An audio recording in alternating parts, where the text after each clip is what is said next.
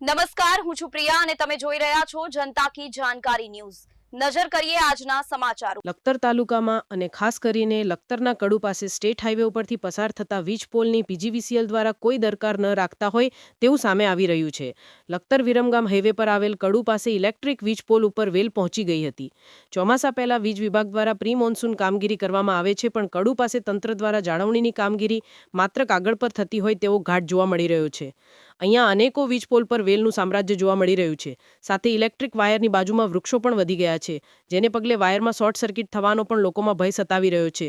ઉલ્લેખનીય છે કે આ હાઈવે પરથી રોજના હજારો વાહનો પસાર થાય છે, ત્યારે તંત્રની બેદરકારીને કારણે કોઈ મોટી જાનહાનિ થશે તો તેનું જવાબદાર કોણ, તેવા પણ લોકોમાં અનેકો સવાલ ઉઠવા પામ્યા છે। ત્યારે વહેલી તકે આ વીજ પોલ પરથી વેલ હટાવી વાયરની આજુબાજુના વૃક્ષોની ડાળીઓ કાપી વાયર તથા વીજ પોલ ખુલ્લા કરવામાં આવે તેવી લોકમાંગ ઉઠવા પામી છે। રિપોર્ટ જયેન્દ્રસિંહ ઝાલા।